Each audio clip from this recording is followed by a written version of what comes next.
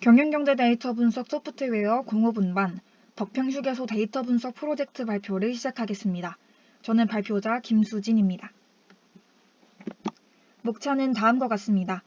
덕평자연휴게소에 대해 소개하고 이 휴게소의 문제를 파악합니다. 그 후 문제의 원인과 치료책을 밝히고 치료책의 기대 효과를 말씀드리면서 발표 마치겠습니다. 먼저 휴게소 소개입니다.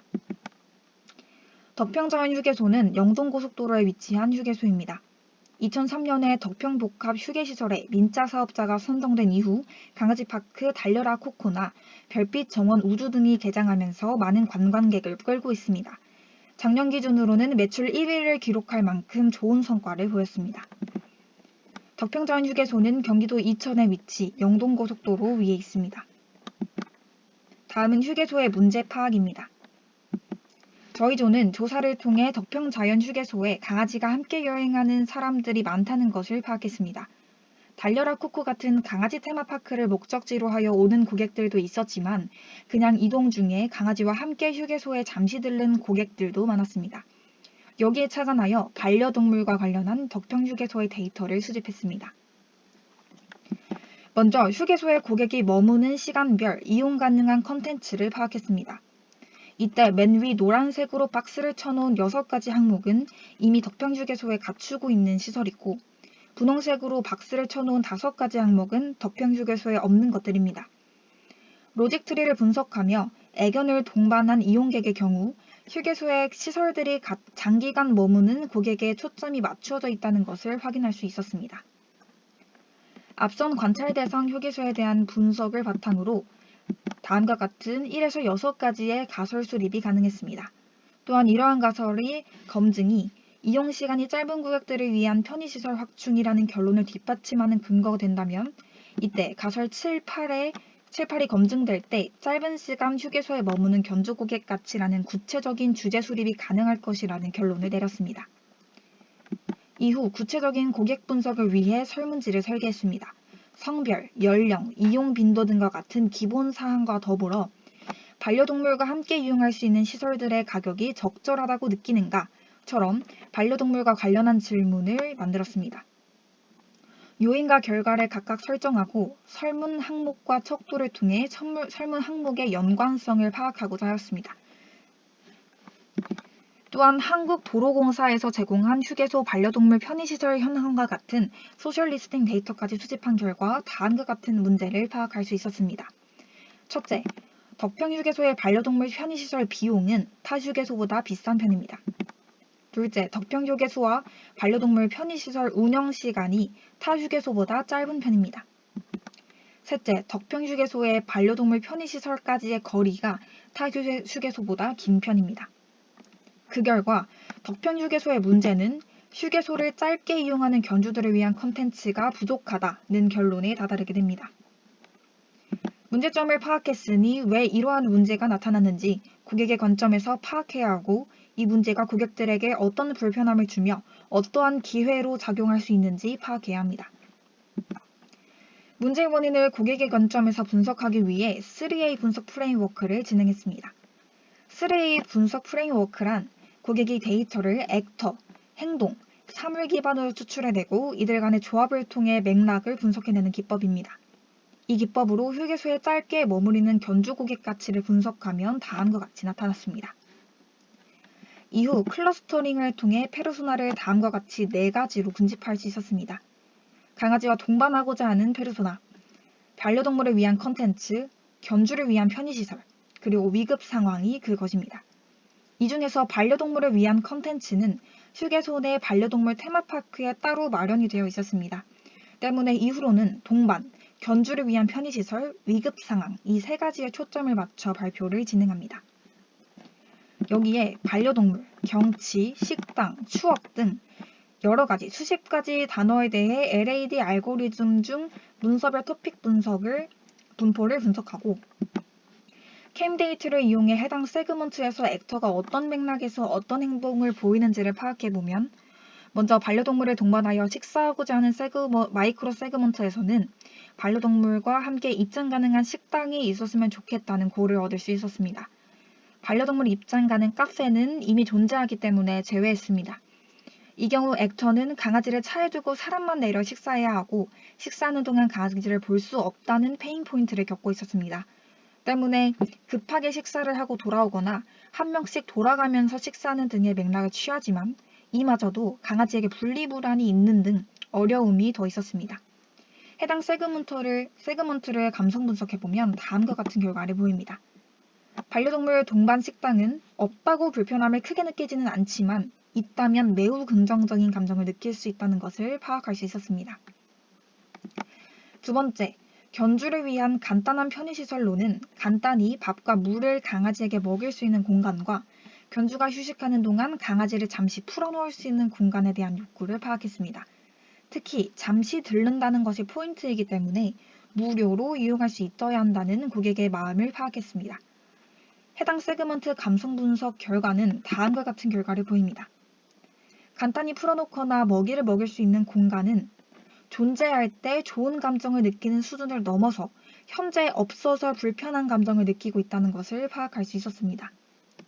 마지막으로 위급 상황에 이용 가능한 동물병원에 대해서는 강아지가 갑자기 아플 때 대처할 방안이 없다는 것에서 욕구가 기인한다는 것을 파악했습니다. 특히 강아지가 아파도 일정을 지속하거나 강아지가 아프기 때문에 향후 일정을 전면 취소하는 것처럼 고객들이 취하고 있는 대안이 다소 극단적이라는 것을 파악했습니다. 이 세그먼트의 감성 분석 결과는 다음과 같은 결과를 보입니다. 전체적으로 있다면 편리하고 가격이나 거리에 대한 부담을 용인할 의향이 있지만 원하는 정도가 다른 맥락에 비해 크지 않다는 것을 파악할 수 있었습니다. 지금까지 고객들이 어떤 맥락에서 어떤 문제를 겪고 있고 어떻게 대처하고 있으며 이에 대해 어떻게 느끼는지, 문제의 원인이 가격인지 거리인지, 있다면 좋을 정도인지 없어서 불편할 정도인지 등을 구체적으로 알아보았습니다. 시간 분량상 군집 분석 중 3개의 분석으로 나누어 설명했지만 맨 처음 밝혔던 모든 컨텐츠에 대해 중요도 만족도 행렬을 그려보면 다음과 같습니다. 이제 이 행렬을 바탕으로 기회 점수를 계산하여 실질적으로 해결할 수 있는 것을 구분하고 방안을 생각해야 합니다. 기회 점수를 계산하여 좌표상에 나타내면 다음과 같이 나타납니다. 이때 주목해서 봐야 할 영역은 A, C, F 영역입니다. 이 세 영역은 시급한 개선이 필요하거나 개선 시 경쟁 우위를 확보할 수 있는 영역이기 때문입니다. 앞선 분석에서 동물병원 유치까지를 맥락에 포함하여 보았지만 분석 결과 없어서 조금 불편하긴 하지만 고객들이 중요도를 크게 보지 않고 무엇보다 비용적인 측면에서 현실성이 떨어지기 때문에 제외되었습니다. 결론적으로 먹이와 물을 먹일 수 있는 장소, 반려동물 동반 식당, 반려동물을 무료로 풀어놓을 수 있는 공간에 대한 해결이 필요하다는 결론을 얻었습니다. 맥락을 추렸으니 이제 고객 관점에서 해당 맥락을 구체적으로 설계해야 합니다. 이를 위해 각각의 페인 액션에 대한 발산 워크시트를 작성하면 다음과 같습니다. 먹이와 물을 먹일 수 있는 별도의 공간에 대한 욕구는 고객들에게 휴게소의 배려를 느끼게 합니다. 꼭 넓은 공간이 아니어도 되지만 주변에 자동차와 같은 위험 요소는 없어야 합니다. 두 번째로 반려동물을 차에 두고 주인만 식사를 밖에서 해야 하는 문제에 대해서는 반려견을 케어하면서 식사를 할 수 있는 경험을 고객에게 주어야 합니다. 식당과 외에 별도의 공간에 대한 해당 공간을 위치해야 할 것입니다. 특히 SNS를 통해 해당 식당을 고객이 홍보하고 고객 간의 경험을 공유할 수 있는 이벤트를 마련한다면 고객 관점에서 좋은 쉐어드 포인트가 될 것입니다. 마지막으로 반려동물을 무료로 풀어놓을 수 있는 공간에 대해서는 장기간 여행에 힘들어할 반려견과 그러한 반려견과 함께 불편함을 느낄 견주들의 불만을 해소해 주어야 합니다. 특히 시스템적으로 먹이와 물을 먹일 수 있는 공간과 반려동물을 무료로 풀어놓을 수 있는 공간 간의 연결을 도모할 수 있습니다. 또한 반려동물을 무료로 풀어놓을 수 있는 공간이 생긴 전후에 고객들이 휴게소에 머무는 시간과 사용한 비용 차이에 대한 데이터를 수집한다면 담당자에게 더욱 가시적인 영향을 보여줄 수 있을 것입니다. 위와 같은 아이디어들은 추가 질의를 통해 구체화시킬 수 있습니다. 더 깊고 선명하고 넓고 큰 사용자 경험을 위한 질의들입니다. 예를 들어 견주들은 우리 서비스를 매개로 서로 간에 어떤 소통을 하고 싶어 하는가와 같은 질문을 던질 수 있습니다. 핵심 질문들을 바탕으로 반려동물과 함께 휴게소에 잠시 들르는 맥락에 대한 포엠스를 작성하면 다음과 같습니다. 여기에서 보다 구체적이고 현실적인 사항들, 예를 들어 전문 인력의 배치나 벽과 물을 먹일 수 있는 공간에서의 사료 판매 등을 추가적으로 생각해낼 수 있었습니다.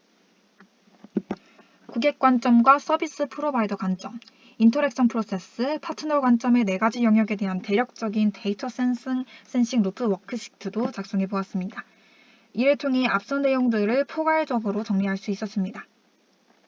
지금까지 다음과 같은 과정을 통해 해결 방안을 도출해 보았습니다.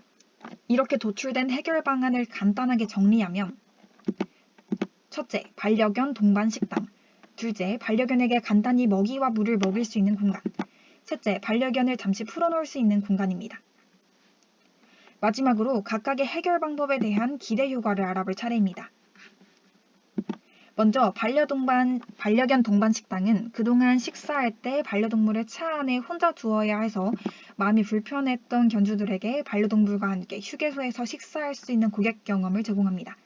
급하게 먹을 필요도 없고 혼자 강아지를 차에 두어야 하는 불안도 제거될 수 있습니다. 반려견에게 간단히 먹이와 물을 먹일 수 있는 공간은 그동안 휴게소에서 안전 문제와 타 고객들로 인해 마음 편히 반려동물을 먹이지 못했던 고객들에게 편리함을 제공합니다. 특히 휴게소가 반려동물과 함께 여행하는 고객을 배려한다는 경험 또한 선사할 수 있을 것입니다. 마지막으로 반려견을 잠시 풀어놓을 수 있는 공간은 견주들의 편의시설 이용을 용이하게 만들 것입니다. 장기간 여행에 지친 반려동물의 몸을 풀고 견주들도 잠시 쉬거나 화장실을 다녀오거나 간단한 식사를 하는 등의 경험을 할 수 있습니다. 더불어서 그동안의 불편함을 해소한 고객들은 덕평휴게소에 대한 재방문 의사가 고취될 것입니다. 반려동물과 함께 여행하는 고객이 경험한 배려는 다른 휴게소들과 차이를 만들고 홍보하게 될 것이며 편의시설 이용을 용이하게 해 매출에도 좋은 영향을 미칠 것입니다. 결과적으로 덕평휴게소는 매출 1위 휴게소라는 타이틀을 견고히 할 수 있을 것이며 그냥 어쩔 수 없이 들르는 휴게소가 아니라 반려동물과 함께 여행할 때 더욱 기분 좋은 휴게소라는 고객 경험을 만들어낼 수 있을 것입니다. 이상으로 발표 마치겠습니다. 감사합니다.